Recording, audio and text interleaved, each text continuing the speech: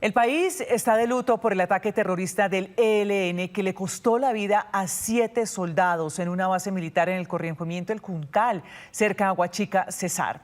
En honor a su memoria, recordamos sus nombres. Allí están. Soldado profesional Jaime Alejandro Cárdenas Ramírez. Soldado profesional Mateo Pino Pulgarín. Soldado profesional Juan David Pérez Vides. Soldado profesional Kevin Andrés Méndez Torres.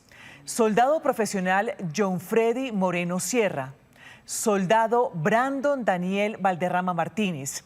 Y el soldado profesional Jorge Mario Orozco Díaz, quien falleció esta mañana. Pues este ataque con drones y proyectiles de fabricación casera lanzados desde una rampa dejó heridos a otros 30 uniformados, 5 de los cuales se encuentran bajo pronóstico reservado. Esta es la historia. Le acabaron de meter un atentado al batallón, 6 cilindros bombas y se están dando plomo. Eran las 8 de la noche cuando una ola de bombardeos proveniente de drones cayó sobre un batallón de instrucción y entrenamiento del Ejército Nacional en Aguachica, Cesar. Los uniformados que se encontraban en el batallón Ricaurte de la vereda El Juncal fueron atacados sin piedad con explosivos y ráfagas de fusil. Se encontraban descansando en este momento para seguir haciendo tareas en las horas de la madrugada cuando son sorprendidos por este ataque. En cuestión de segundos, el Frente Camilo Torres del ELN lanzó el ataque con cerca de 4 drones y 3 artefactos tipo Tatuco. Estos artefactos explosivos fueron lanzados de manera rápida, lo cual impidió la reacción por parte de las tropas. Fueron en cuestión de segundos donde dejaron ubicado el vehículo y pues obviamente lo activaron de manera inmediata. En medio del caos y la desesperación, 31 uniformados que resultaron heridos fueron trasladados a 2 centros hospitalarios. 5 de ellos requirieron atención especializada por la gravedad de las lesiones y 6 soldados profesionales fallecieron durante el ataque. Se trata de Jaime Alejandro Cárdenas Ramírez, Mateo Pino Pulgarín, Juan David Pérez, Kevin Andrés Méndez Torres, John Freddy Moreno Sierra, Brandon Daniel Valderrama Martínez. Horas después se notificó el fallecimiento de otro uniformado, Jorge Mario Orozco Díaz. Nosotros estábamos en máxima alerta en razón a las manifestaciones y las publicaciones que habían realizado el ELN, especialmente el Frente Camilo Torres. Lamentablemente, con las capacidades que tienen, nos generan esta afectación en el puesto de mando de nuestro batallón. Según el ejército, estos son los rostros de quienes estarían detrás del ataque. José Sánchez Navarro, alias Wilser, principal cabecilla de la estructura Camilo Torres del ELN, con una orden de captura vigente, y Alonso Contreras Ramírez, alias Fercho. Terrorismo que, según el ministro de Defensa, es una amenaza que debe ser desmantelada. Aseguró que dio la orden de desplegar todas las capacidades para dar con los responsables y ofreció una recompensa de hasta 200 millones de pesos por información que permita anticipar ataques terroristas. Un atentado más que retrata la crudeza de la guerra, esta vez en Aguachica, Cesar, territorio que amanece con toque de queda y en medio de la zozobra y la incertidumbre. Precisamente conocimos el testimonio de uno de los soldados sobrevivientes que resultó herido en medio del ataque terrorista y quien recordó los momentos de angustia que vivieron cuando ya se alistaban para tomar un descanso luego de una formación al final del día. No, pues nosotros estábamos formando como todas las noches, a las 19 horas pasábamos a formar.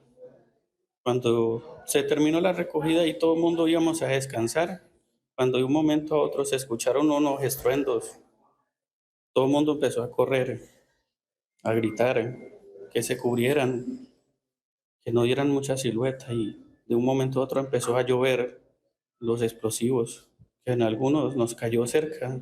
¿Qué siente en este momento? Mucho dolor, angustia al verlos así, pero hay que ser fuertes y salir adelante. Que tengan conciencia, ellos también son humanos como nosotros, también sentimos. Es lo que siempre me ha gustado y es mi anhelo, que nos ayuden cada cosa que se den cuenta, sepan, nos hagan saber, que así podemos, con esas informaciones podemos librar muchas vidas que puedan caer en esas consecuencias. De Aguachica. Nicole Buitrago, ¿cuál es el parte médico de los uniformados? Estefanía, en medio del lamentable saldo de 7 soldados asesinados, 26 corrieron con un poco de suerte. Fueron trasladados anoche con heridas un poco más leves a 2 hospitales de Aguachica. En este momento están en observación sin ningún contratiempo físico. 23 de ellos van a ser dados de alta en las próximas horas, según lo ha informado uno de los centros médicos. Pero también hay que mencionar que 4 de ellos ingresaron anoche con heridas de gravedad, especialmente ocasionadas por las esquirlas producto de estas detonaciones. Algunos fueron intervenidos en esta mañana quirúrgicamente en la zona de su espalda, en las piernas. Precisamente el soldado que falleció hoy tenía graves lesiones en sus extremidades. En este momento están bajo estricta supervisión médica en el Hospital de Alta Complejidad de Aguachica. Escuchemos a la gerente de esta IPS. Ayer recibimos 23 pacientes que llegaron en diferentes estados de comorbilidad. Algunos pasaron a cirugía directamente, algunos de ellos infortunadamente fallecieron, pero la gran mayoría los tenemos hoy ya estables y probablemente con ingreso a la casa.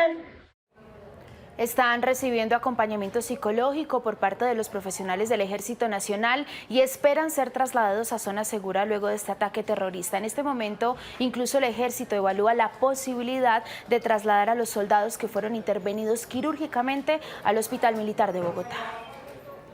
Nicole, ante este ataque terrorista del ELN, el comandante del ejército hizo un crudo diagnóstico de la situación que enfrenta el país y particularmente las fuerzas militares. Habló de una guerrilla que se volvió rica y binacional. Aseguró que el ELN y otros grupos usan mercenarios extranjeros para entrenarse en el uso de drones. Y reconoció que durante la paz total los grupos armados ilegales se han fortalecido. Esta fue la entrevista con nuestro director Juan Roberto Vargas en Noticias Caracol en Vivo. ¿Qué detalles conocen ustedes del ataque? ¿Cómo fue? ¿En qué momento? ¿En dónde está ubicado este sitio de entrenamiento?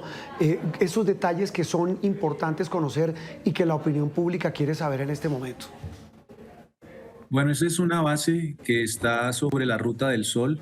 Es muy cercano al municipio de Aguachica, prácticamente a 10 minutos de Aguachica. Allí se concentran todas las tropas de entrenamiento de nuestra segunda división del ejército, especialmente de la quinta brigada. Hacia las 19:30 horas se sucedieron los hechos. Colocaron en la periferia una volqueta con cilindros acondicionada para lanzar artefactos explosivos y combinaron esta acción con el lanzamiento de artefactos explosivos a través de drones. Las principales afectaciones que se producen en un alojamiento de soldados y allí las principales acciones de esos artefactos explosivos o los efectos de estos artefactos explosivos se dan precisamente por el lanzamiento con drones sobre esas instalaciones militares. ¿Cómo adaptan un dron con explosivos?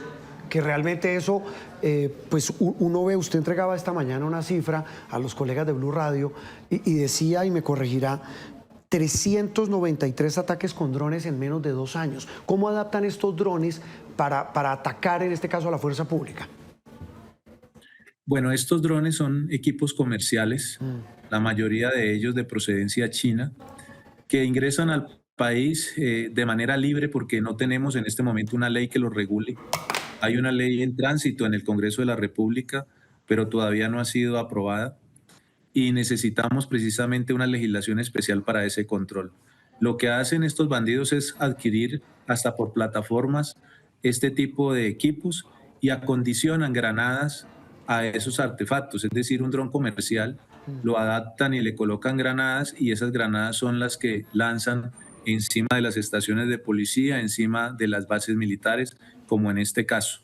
Entonces es una acción que lo hace cualquier persona desde 4 o 5 kilómetros de distancia y pues nos afecta de esta manera tan importante. El ejército ha venido adquiriendo capacidades antidrones, pero pues lógicamente son insuficientes ante la cantidad de hombres y unidades que tenemos desplegadas en el territorio.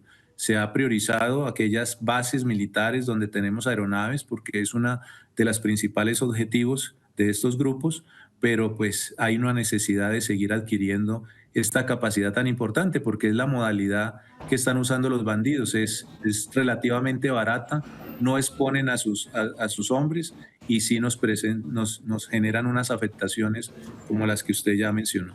Estos ataques, ¿dónde los aprendieron estos tipos? ¿Quién les está enseñando? ¿Cómo los están entrenando? ¿Qué conocen ustedes en la inteligencia militar de este avance tecnológico al servicio del terrorismo? Bueno, el primer ataque de drones se nos presentó precisamente en Argelia, Cauca. Eso fue en abril del año pasado, el 29 de abril del 2024. Y como bien decías tú, a la fecha, ayer 18 de diciembre, son 393 ataques que llevamos precisamente con estos artefactos explosivos. Han venido personas, inclusive de otros países, a hacer ese entrenamiento, lo sabemos. Y hay unos instructores que llegan a las diferentes estructuras a realizar este tipo de eventos. También hay empresas que venden no solamente esos equipos, sino que también capacitan.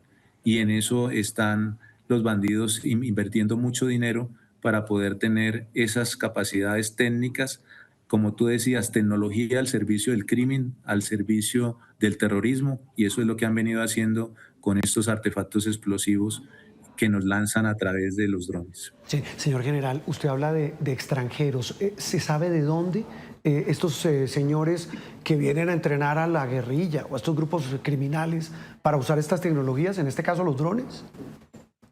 Sí sabemos de dónde vienen, pero no es prudente decirlo en este momento. ¿Se sabe algo de si algunos de esos mercenarios colombianos que están en Ucrania y que se han devuelto y que allá aprendieron a usar drones, les están enseñando, general?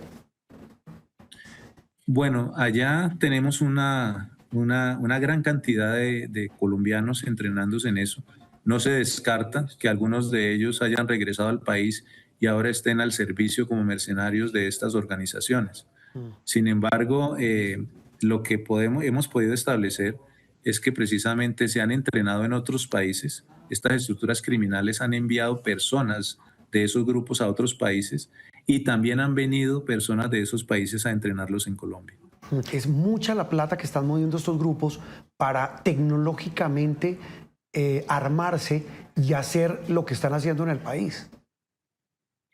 Sí, claro, nosotros, yo lo decía esta mañana, estamos enfrentados a unas organizaciones criminales ricas, producto del narcotráfico, producto de la extracción ilícita de yacimientos mineros, y eso es lo que ellos están buscando en Colombia, poder controlar esos enclaves cocaleros y esos enclaves de producción ilícita de oro especialmente. Por ejemplo, si ponemos una explicación de lo que sucede en el Catatumbo, son 50.000 hectáreas de coca que hay allá, y esa es la disputa entre el ELN y el GAOR 33. ¿Quién se queda con esa economía criminal? Si nos vamos al sector del sur de Bolívar, en Santa Rosa, al norte de Santa Rosa del Sur quedan las minas de San Lucas y de San Luquitas. Al sur de Santa Rosa quedan las minas de Guamocó. Ese es un negocio de 1.6 billones de pesos al año. Uy. Son 4 toneladas de oro que sacan de ahí de manera ilícita. Y por eso son las confrontaciones allí entre el ELN, el Clan del Golfo y el GAOR 37. Entonces estas estructuras son unas estructuras que tienen mucha plata, que tienen mucho dinero y pues están invirtiendo en tecnología precisamente para hacerle daño a la fuerza pública y también a la sociedad colombiana. Y usted habla de una guerrilla rica, habla de una situación que se ha agudizado en estos años.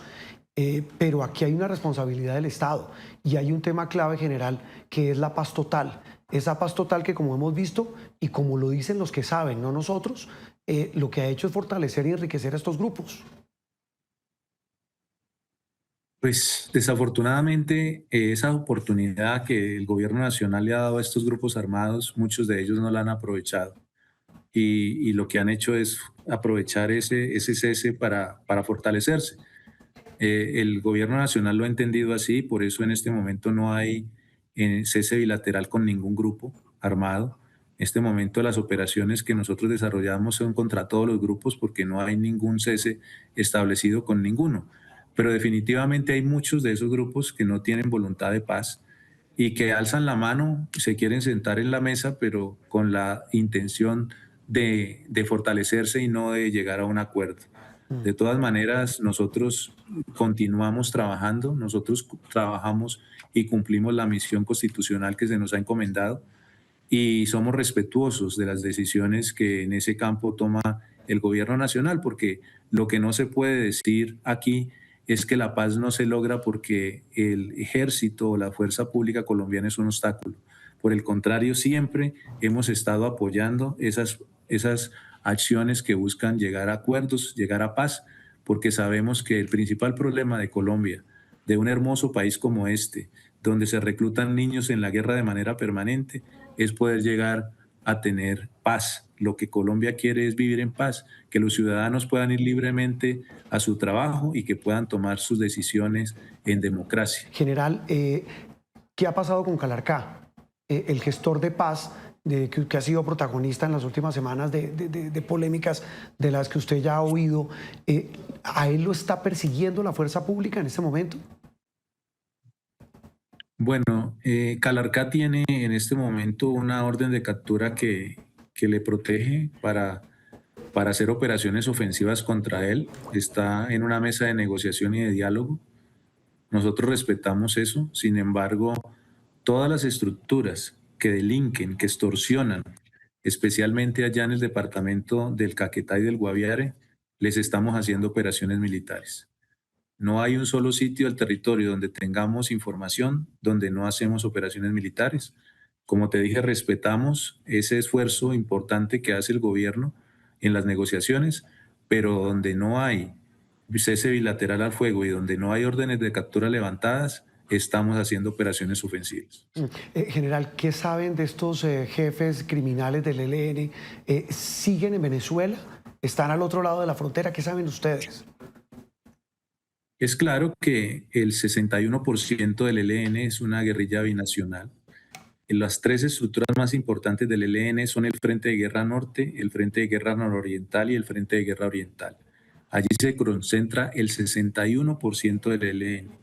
Y esa es una guerrilla binacional que entra y sale permanentemente y los principales cabecillas de esta organización efectivamente están en el otro país. Ayer el dictador Maduro dijo, mire, invito al ejército de Colombia que se una al nuestro para defender de manera común lo que puede ser una invasión. Eso, más que una reflexión, quiero su opinión sobre esta frase tan ofensiva de un señor como Maduro. Bueno, nosotros como Ejército Nacional Constitucional de este país estamos concentrados en el cumplimiento de nuestra misión. Nosotros no hacemos ninguna crítica a esos temas internacionales porque para eso está la Cancillería, pero lo que sí hay que decirle a la población colombiana y a nuestros medios de comunicación es que la fuerza pública colombiana trabaja es por Colombia. Y aquí nosotros tenemos un presidente constitucional, nosotros no estamos pendientes de lo que sucede en otros países porque no es nuestro rol. Nosotros estamos concentrados en Colombia y precisamente ahí es donde nos tenemos que concentrar en cumplir nuestra misión constitucional, que está clara, que está establecida por la ley y de ahí ese es nuestro norte y ahí permaneceremos siempre. 12 del mediodía, 50 minutos. El cardenal Luis José Rueda, arzobispo de Bogotá, envió un mensaje al ELN. Les dijo que están destruyendo a Colombia y que se están convirtiendo en una máquina de muertos. Yo pienso y quiero dirigirme a la conciencia de los guerrilleros, de los alzados en armas, de quienes están escuchando o viendo a Caracol en este momento. Es que un joven colombiano que entra a las filas del ELN, ¿a qué entra? ¿A defender a Colombia o a destruir a Colombia? ¿Por qué ingresa? ¿Por qué entra a las filas del terrorismo? Y pensando en esos ataques últimos, alguien que está preparando un dron que pudiera servir para muchas cosas buenas, para la agricultura, para prevenir catástrofes y demás, un dron que lo toman, lo arman, le ponen la dinamita, las granadas y los demás dispositivos, pero son dispositivos de muerte. En ese momento está pensando que va a hacerle un bien a Colombia, que va a defender a los más pobres. No, está preparándose con un instrumento para atacar, para destruir. Si pensaran que esos 6 soldados que cayeron, no solamente cayeron ellos, está cayendo su familia.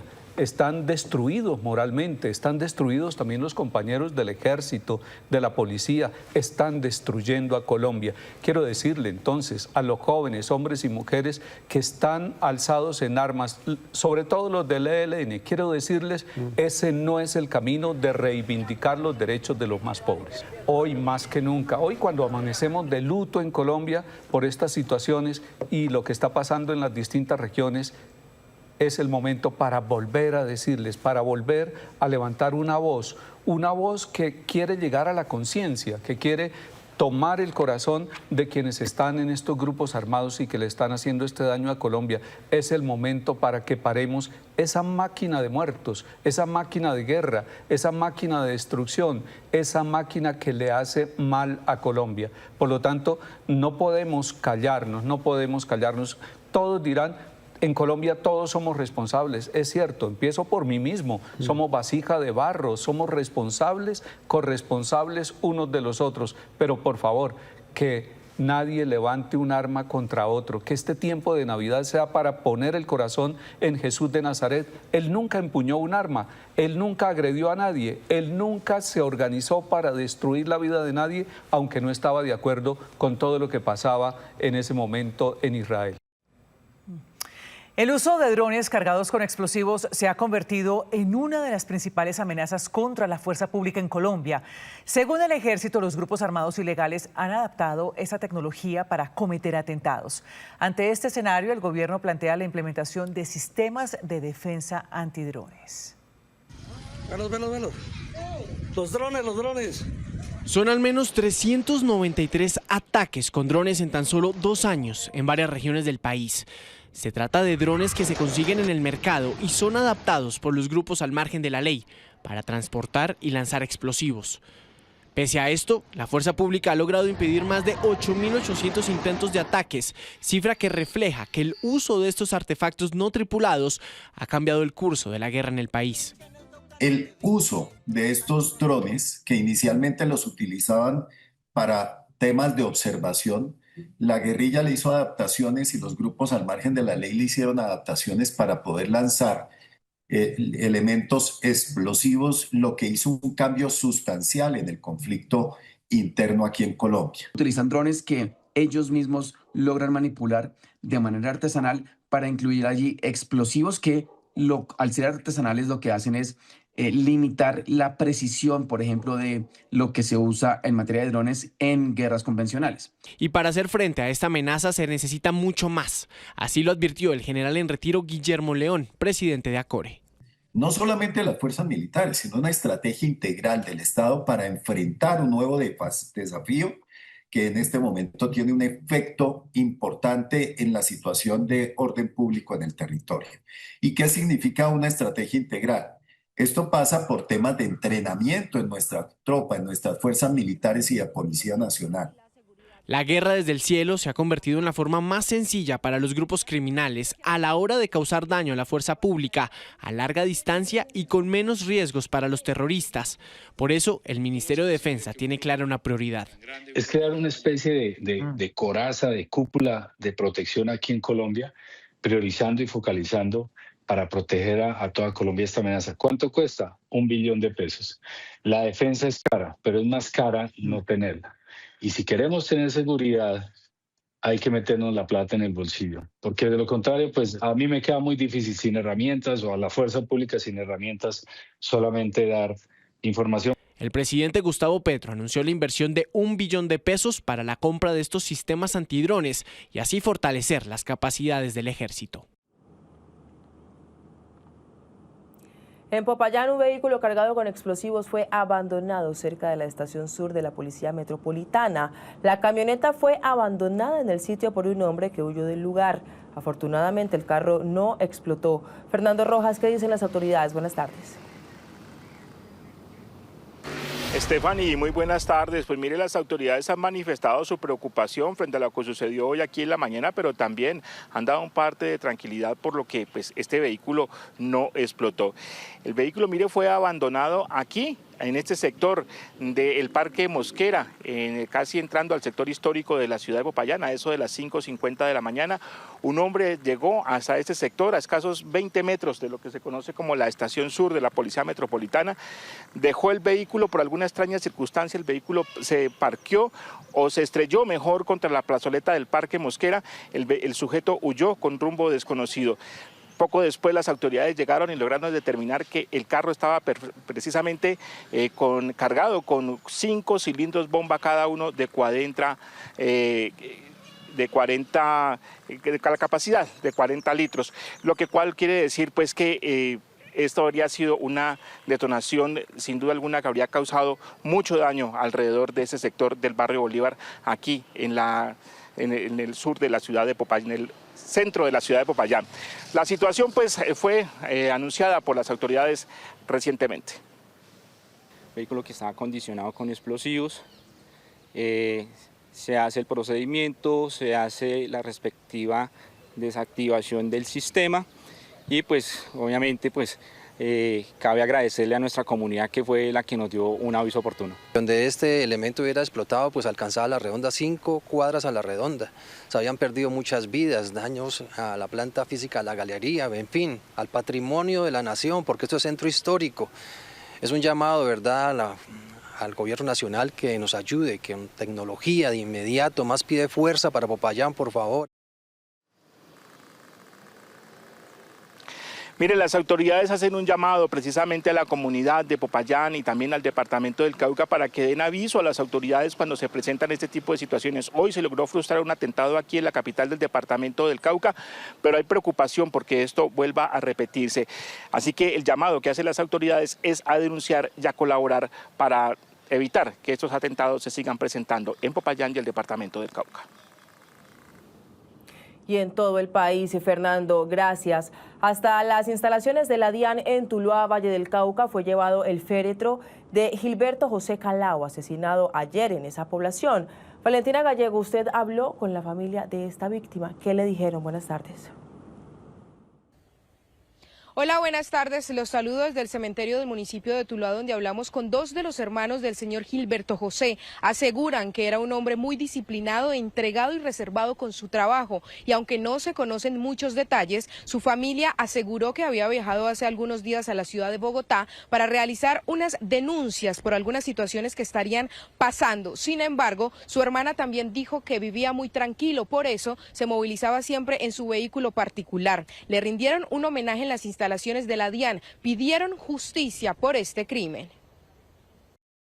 Colaboradores, amigos y familiares de Gilberto Jesús Calao González, director de la DIAN en Tuluá, llegaron hasta las instalaciones de la entidad para recibir el féretro, rendirle un homenaje y pedir justicia por su muerte. Aunque las autoridades en el Valle no tienen registro de amenazas, su hermana Claudia Calao asegura que Gilberto Jesús había hecho unas denuncias en Bogotá.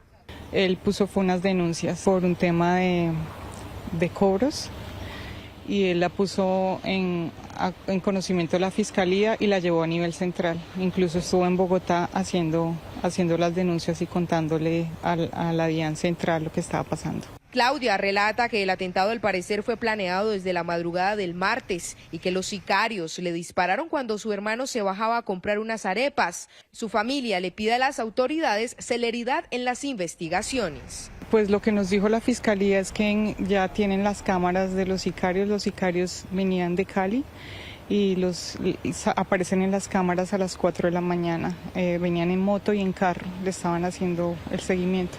Él antes de llegar a la DIAN para comprar unas arepas y en ese momento es cuando los sicarios le disparan. Pedimos justicia para mi hermano y eso es un llamado que le hacemos a todo el país porque este asesinato vil no puede quedar en vano. Nosotros estamos destrozados porque pues era nuestro hermano y era nuestra familia y increíble que en este país se sigan matando personas inocentes, trabajadoras que trabajan por el país. Las autoridades ofrecieron una recompensa para dar con la captura de los responsables. La Gobernación del Valle del Cauca ofrece una recompensa de hasta 50 millones de pesos a todos los ciudadanos que nos puedan brindar información que nos permita la captura de los responsables de este vil asesinato. Según la familia de la víctima, Gilberto José era un hombre estricto, apasionado y reservado con su trabajo. Dice su hermana que era el tercer recaudo más importante de la DIAN a nivel nacional.